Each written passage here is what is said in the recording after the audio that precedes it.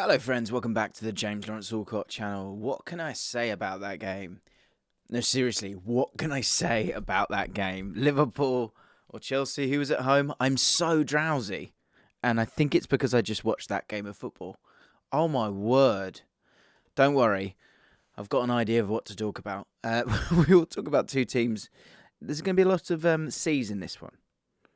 You know, creativity or lack thereof, confidence and lack thereof, elements of class and lack thereof, caution and lack thereof. No, just loads of that. Loads and loads of caution. And what sounds like a C but isn't, Klopp. Let's start there, because I'm seeing the grumblings. How do I trust Twitter? No. I have a source when it comes to Liverpool. I will go to Redmond TV, and if they are turning on Klopp, then we'll talk about it. Okay, but until that time comes, nah.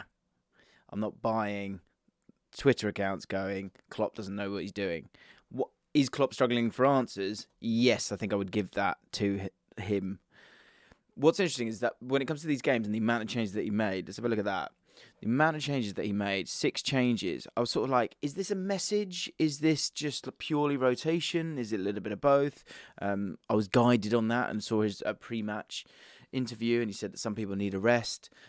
Some people need sort of a rest mentally, and maybe that is the case, especially when you're sort of this 3 set of games is tough. Man City, Chelsea away, both of those away, and then of course Arsenal, the league leaders.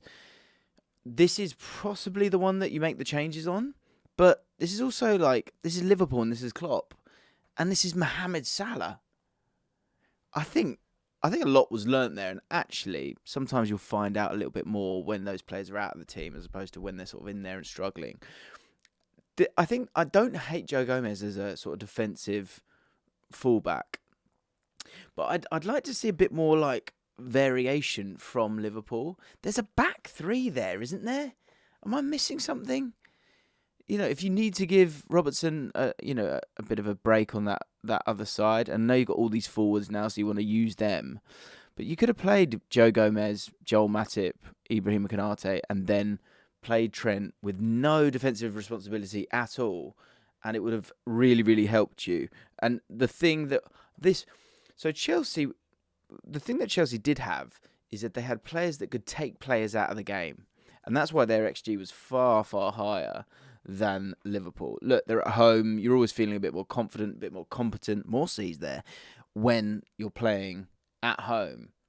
But the XG of 2.12, Havertz, sort of unlucky, but also kind of was lucky for the goal initially, even though it comes off his hand. In the forward positions on both sides of the pitch, it was a disaster, guys.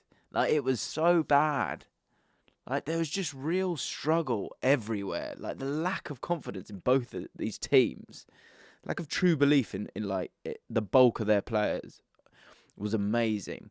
But Liverpool it's amazing, isn't it, that Liverpool looked miles worse than Chelsea there. And the thing with Chelsea is that there are players, as I say, with a bit of creativity and a bit of class. And that felt like the big difference between these two teams. Now, look, it was 0-0, you get out of it and you're happy, right? But there were certain players that I thought were really, really good for Chelsea, and it's one where when it does click, they'll be in a much better place. And also, they do need that out-and-out striker, or they need much more free-flowing football.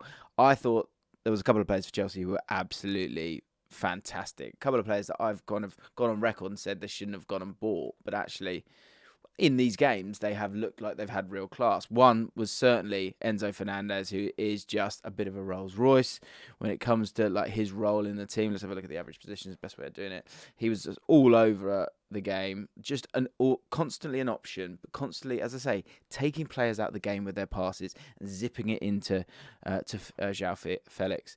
And João Felix, I thought, was really, really good in terms of getting the ball on the half turn, quick feet, dribbling. Now, both of them, I'll come back to what I said. I said that's way too much money for that player in that area. I stand by that because I think you spend the bulk of your money normally with your strikers. But he is so dominant. He's come into the Premier League. He looks so confident. I think he's combative as well and wins his tackles a lot of the time, which is nice. He's not just a bit of a sort of, flowery DM who just wants to be on the ball all the time. But the bottom line is he does want to be on the ball all the time. And that's crucial because that's how you control football matches. And I thought overall he was really, really good. Enzo Fernandez, João Felix, as I said, too much money for a lone player, especially when you're not going to really, challenge for the top four when he came in. But is he a wonderful player? Yeah. And am I enjoying watching him? Yeah. I thought he was really, really good. And he's been very unlucky not to score goals this season. Havertz, I thought, was absolutely terrible, personally. And as I say, both centre forwards. It was interesting that Firmino got taken off. The one thing I would say, I thought Firmino, when he got given the ball, was useless. But I would say that he wasn't given the ball enough. And so if we kind of compare the two, the thing is, for me, Fabinho, he just looks so lethargic. And I keep coming back to those, they all lead into each other. Confidence leads to a little bit more commitment. And without it, you become very cautious. And I felt like, to a man, it was a very, very cautious performance from this team. Even to someone like JaackMaate, who you can see here, looks to drive with the ball often. He then didn't have a pass or didn't feel confident enough to make a pass to start to take players out of the game. And you then see that from the average positions. 9 times out of 10, and I think we'll probably be able to see it if we change it with the substitutions. If you've got Mohamed Salah in the team, you'll have him in that area of the pitch. So without him, it was just all in front of Chelsea. They had absolutely nothing. The one thing that you previously would have had with that fullback position maybe is that Trent could smash that ball over to the other side and you could look to find Darwin Núñez.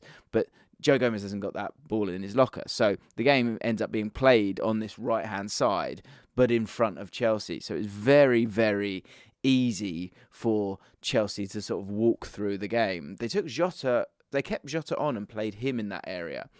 And now, Jota tried to get forward a little bit, but again, sort of more coming short than going back. And this is the bottom line. There is zero, is another C for you. There is I've never seen a Liverpool team with so little chemistry. It's incredible. It feels like there's very little pattern of play. I thought Jordan Henderson, again, on the ball, awful, but at least he had some kind of purpose. And he was trying to sort of drive up the tempo a little bit, although on the ball he was really, really bad. But part of that is because he's a player who needs that system around him, so he knows what his 3 or 4 options are, and he then utilises them to play the ball in behind or play that simple pass or play the ball over to Trent or whatever it may be. So when you take that out, and I did a video with, the Ripple Effect basically is out now, and a clip from that has Loz talking about this new system or this idea of a new system or the finding of a new system from Jurgen Klopp.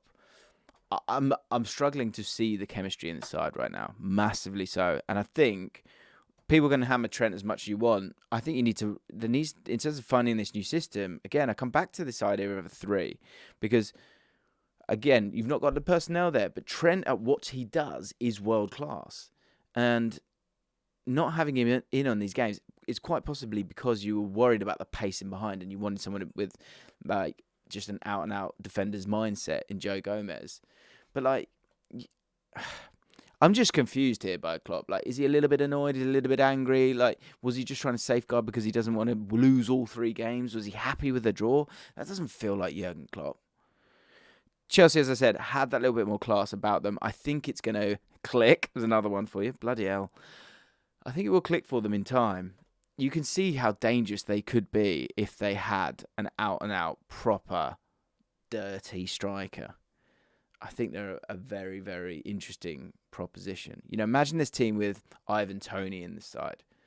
Just being the out-and-out striker, maybe in this similar Havertz role, working with those players, bringing them in and getting in the box and being ready for it to make those final finishes. That would make Chelsea a far better proposition. I did want to touch on Reece James as well. He is so elite. He's so good. And that's it. For 2 teams with so little confidence, you're looking at the guys who, at their base level, when the whole team is struggling, do they have such a level of confidence and quality that they are still a class above? And at this moment, Liverpool, when I'm looking at that team, and tell me, Liverpool fans, if I'm wrong here, I am struggling to see in that team, I think Canate, yes, I think walked through the game at times, although they had a couple of moments, and Chelsea, again, should have won the game. Tsimikas, these guys aren't your first choice players. Curtis Jones is really struggling for me. I think he's completely lost who he wants to be as a player. But again, Darwin Núñez with the odd little run, but apart from that, they certainly weren't able to find him. Himself and Firmino didn't really work as a pair in any way. And again, as I say, Fabinho really struggling to get the ball to him as well. Just a real lack of confidence and quality in particular, but you need that understanding of where everyone's going to be, and you need your best players against the best teams in the league. And that's not what Liverpool did. And so it's got to be just outrageously frustrating for Liverpool fans. Oh, yeah, really confused. Really, really confused. Final thing on Chelsea, like I said, to round up that point, there's some players here. There really are some players here. I thought Koulibaly looked a little bit shady. Cucurella, want to talk about players being cautious. He's certainly one of those. Chilwell's looking really, really good for them. You got to build it around these two players and have some quality around it as well. And Kante, so great. So great. The base level of Reece James, Kante, Enzo Fernandez, Kovacic as well. There's still a quality there. And Graham Potter failed, but he shouldn't have, really, should he? Because there is a lot of quality in that team. But I didn't see much quality overall because it was so boring. It was, wasn't it? It was so bloody boring. Right, guys, do me a favour. Support the channel, support myself by hitting the like button and subscribing to the channel. Let me know your man of the match in the comments down below. And Liverpool fans, talk to me. How are you feeling? What needs to happen here?